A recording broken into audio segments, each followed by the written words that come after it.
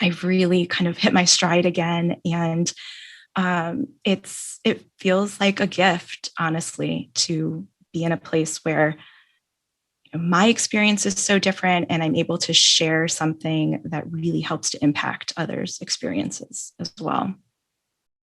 I did what I think a lot of us do is I said, okay, but I'm different. My situation is different. This might be how it works for everybody else, but it doesn't work like that for me. You don't know about my traumas. You don't know what's happened in my life. So I said, I need private coaching with Amy so that I can tell her all of these things. So she'll know, like, no, this doesn't apply to me. And so I did private coaching and she said, yep, this applies to you. You're not different. You're stopped at an invisible fence. Like you think there's some kind of fence here. There's nothing there. You can just walk forward.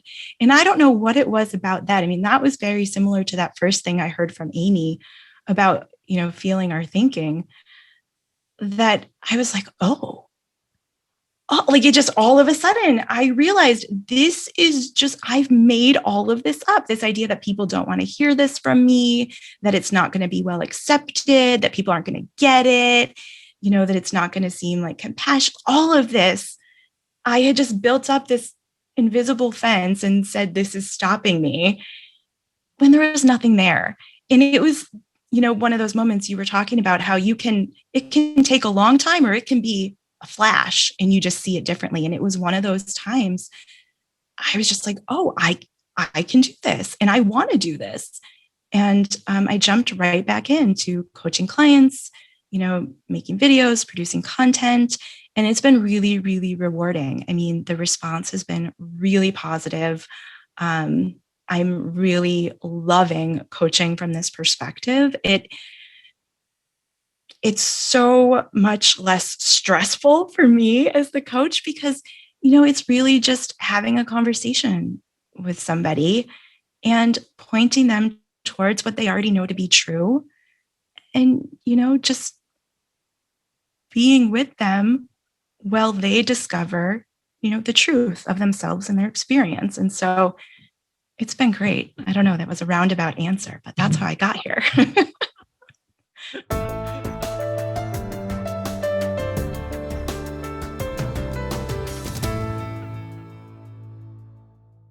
Hi, I'm Crystal Saltrelli. Crystal, it's so great to have you here. I appreciate your time. And this is going to be a fantastic conversation, as always. Thank you so much for being here. We have a lot to talk about.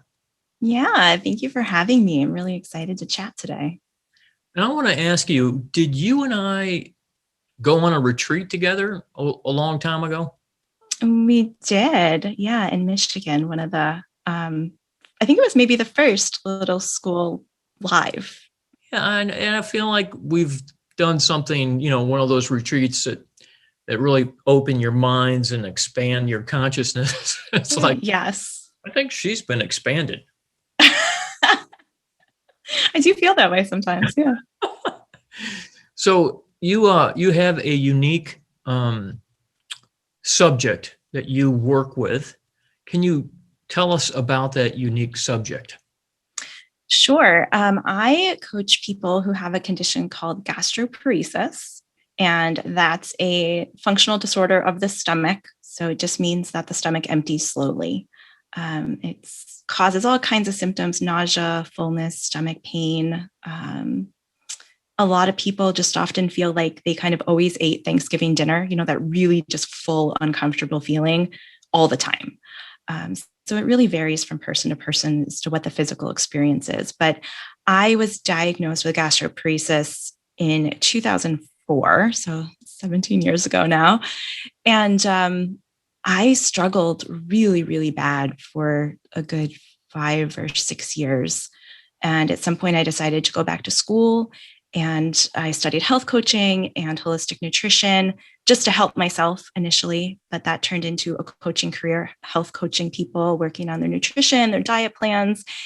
And then I stumbled across this understanding about 6 years ago now, and that completely changed my own experience of the condition and the way I approach it with clients. And so it took me a little while to kind of reconcile those two things and figure out what that looked like. But just within the last year, I've really kind of hit my stride again. And it feels like a gift, honestly, to be in a place where my experience is so different and I'm able to share something that really helps to impact others' experiences as well.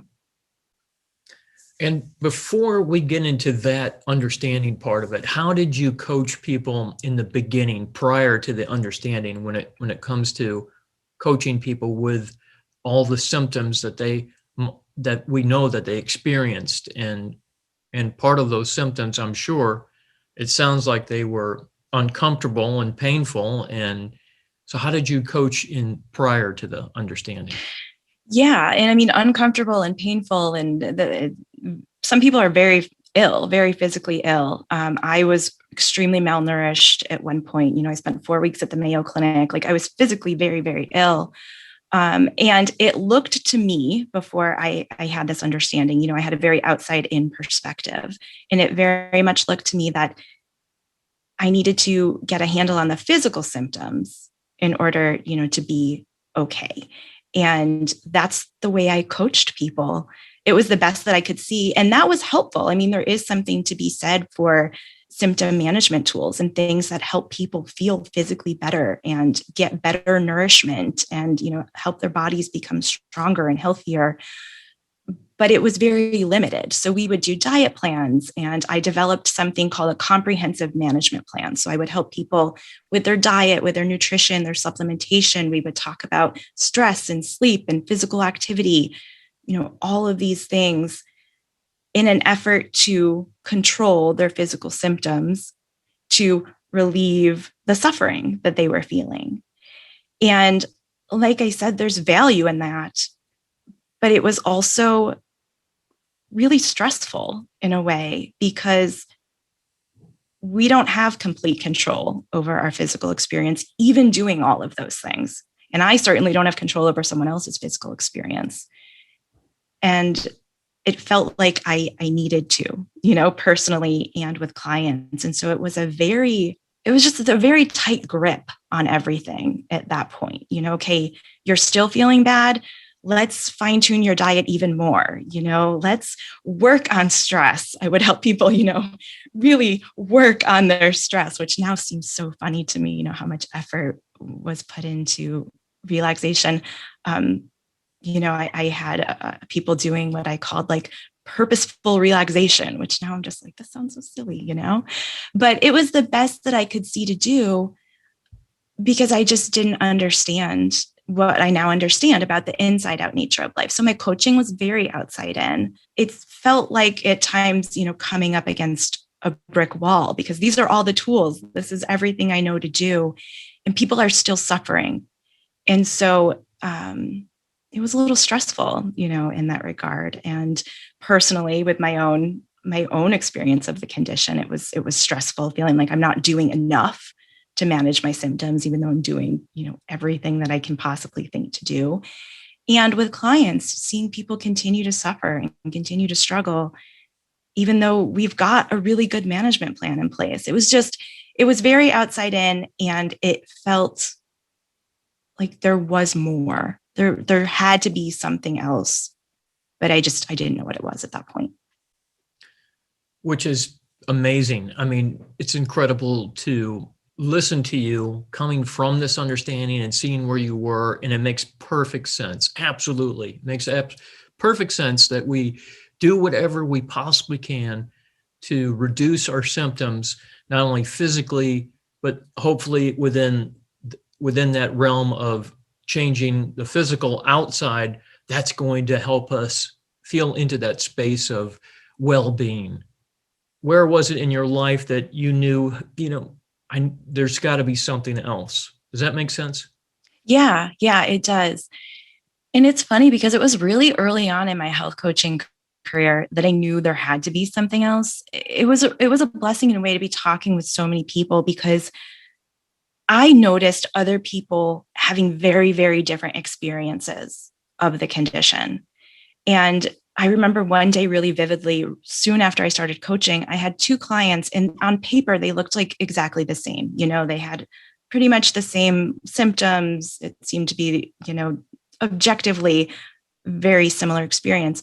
In talking to those people, they were experiencing it totally differently. Like one person was just so caught up and so anxious and so frantic, and the other person was much more accepting of the condition and really just looking for those practical tools. How can I just feel a little bit better and, get some better nutrition and nourish my body? And it was so striking to me. And it was something that I kept seeing, but I didn't know what it was other than, well, people just deal with things differently. People have different personalities. I didn't have a framework for what I was seeing.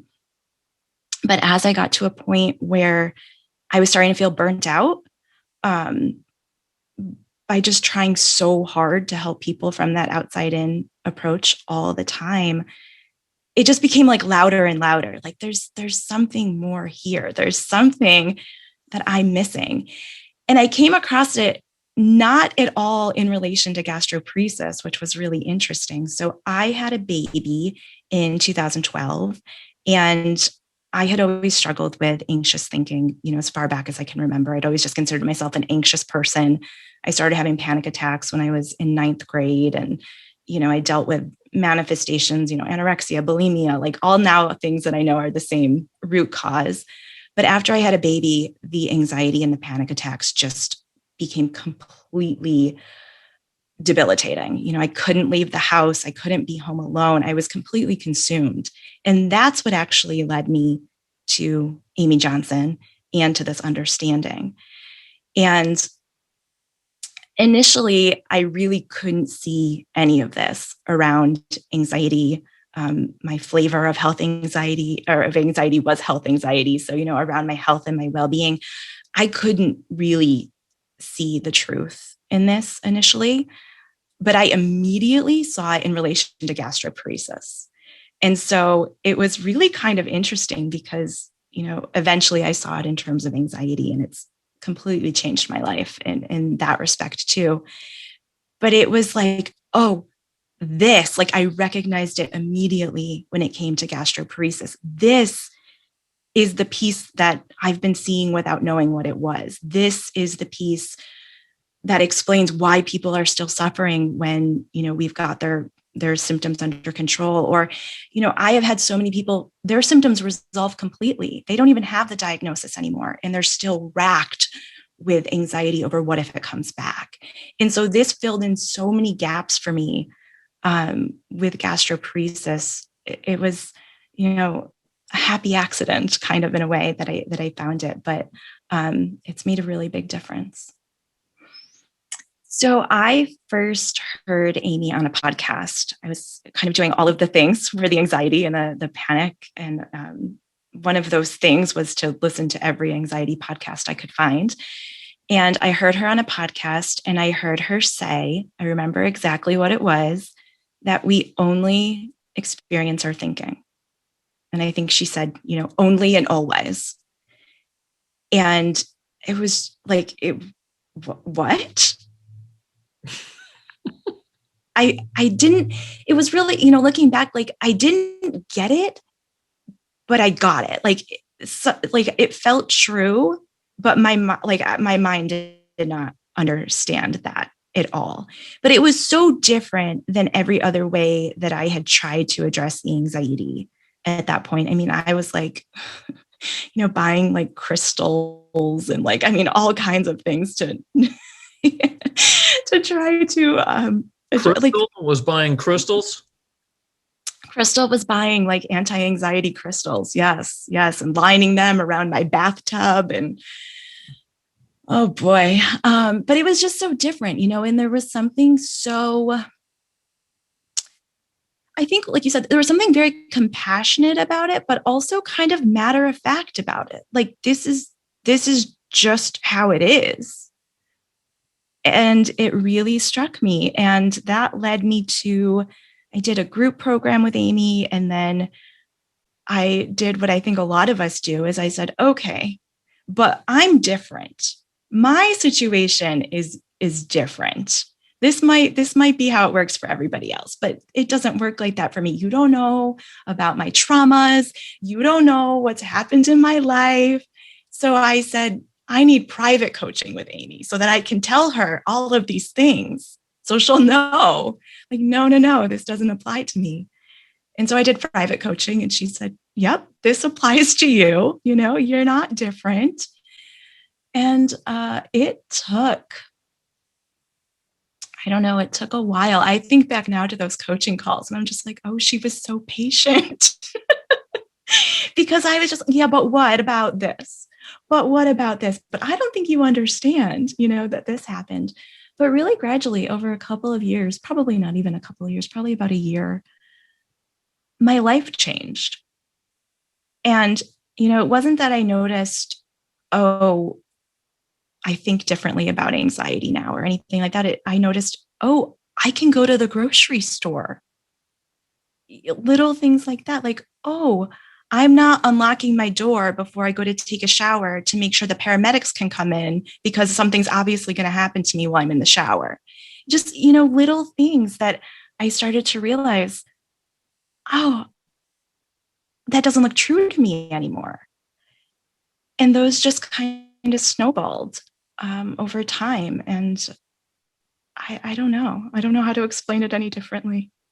When you came across this understanding, when after about a year or so, and that shift happened, and how did that change the way you saw how you worked with clients and the approach that you were heading into, and how did that change for you? Initially, it didn't, because I didn't know how to share it. It felt still like something I had seen, but I didn't know how to explain it. And I kind of dabbled a little. I would talk about Amy in the school and I would say, go do this program, go listen to Amy Johnson. But I didn't have a lot of confidence around, explaining it myself or sharing, really what I had seen. And so initially I just kept coaching the way I was coaching. And what happened is I got to a point where I just couldn't do it anymore because it just felt like it was, such a small piece of what was on offer to me and to everybody else. And it wasn't making sense in my life. I didn't live my life like that anymore. I wasn't micromanaging my symptoms, from the outside in. And so there was really a disconnect between, okay, this is what I'm doing, but this is what looks true to me. And I really didn't know how to transition it. And I kind of closed up shop at one point. And I said, I've said everything I have to say about managing gastroparesis. And I'm going to move on and do something else because I didn't know how to integrate it. I didn't know if it would be well accepted in the community. I didn't yet know how to really talk about it from a way, like you were saying, we all feel very individual. We all have had our own experiences. I wasn't sure how to talk about it in a way that honored that and that said, I understand that this is how it feels to you and that it looks, really dire that you have this complex medical condition. And it's funny that I say I don't know how to do that. I mean, I just did that, right? To you, exactly what I just said. But I had a lot of thinking around it. And what are they going to say about this? This is a 180 from what I'd been doing. So I just stopped doing it altogether. And, but it's funny because it just kind of kept tapping me on the shoulder. I would get people offering me different opportunities to kind of talk more about gastroparesis or, just people sending me emails like, are you going to be coaching again? And then there was an opportunity to do a training program with Amy. And I thought, okay, I'm going to do the coach training. And then, excuse me, I'll know like how to integrate this. Like this coach training is going to fix all of this insecurity that I have over integrating this into my practice. And spoiler, it did not fix my insecurity, but it did kind of expose that insecurity for what it was. And obviously it very much, gave me some skills and tools as a coach and deepened my understanding of this.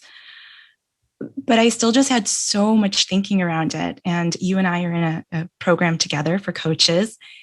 And I brought this to the group and said, I have so much thinking around this and, I don't know what to do. And somebody in the group, I don't remember who, said, you're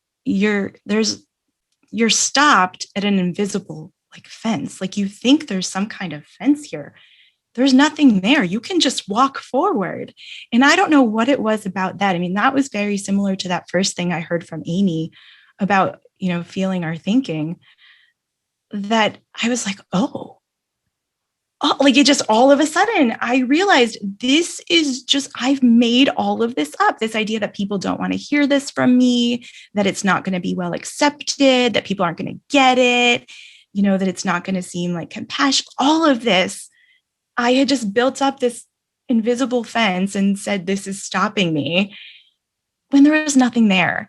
And it was, one of those moments you were talking about, how it can take a long time or it can be a flash and you just see it differently. And it was one of those times I was just like, oh, I can do this and I want to do this. And I jumped right back into coaching clients, making videos, producing content. And it's been really, really rewarding. I mean, the response has been really positive. I'm really loving coaching from this perspective. It's so much less stressful for me as the coach because, it's really just having a conversation with somebody and pointing them towards what they already know to be true. And, just being with them while they discover, the truth of themselves and their experience. And so it's been great. I don't know, that was a roundabout answer, but that's how I got here. No, that's fantastic. I loved everything you said. I appreciate it. And how do you explain this to someone? I mean, you've worked with people with this syndrome. Is it syndrome? Yeah, it's a disorder. Disorder. Yeah. You've worked with people with this physical disorder in a certain way, an outside in, and now you get to explain something that's inside. And how do you initiate those conversations? I share a lot about my own experience, and that seems to be a good way to start pointing towards something else. So I had the condition for a lot of years, for like, let's see, about 13 years. And then it started to get better. And it actually at one point went away, and I redid testing and I didn't have it anymore. And then I had a number of things happen. I had a miscarriage and a really bad stomach bug, and it kind of triggered things to start coming back. And then I was put on a medication for a completely separate issue, and then it really came back. And the difference in my experience of having gastroparesis now versus having gastroparesis, 5, 6, 7, 8 years ago is night and day. Like, it does not scare me. It does not, there are practical things that I do, every day, but it is in the background of my life. It does not in any way control my life. And I share that with people. And we talk about, why that might be. And then people are able to see in their experience, there are days where they feel perfectly fine, maybe. Some people go through cycles where they have a really bad flare up, and then other times they feel almost normal. Some people have symptoms all the time, but they, wax and wane. And people are able to see that there's not, this direct correlation between their physical symptoms and their level of suffering. And I talk about them being on parallel tracks. It's possible for your symptoms to go up and down, and you're suffering to do something completely different. And that seems to be a good starting point. But I think, I don't know if it's, the right way or the wrong way, but I think for me, like really sharing my experience has been a helpful way to get the conversation started, because it does say, like, I understand what you're going through. Like, I have been through this too.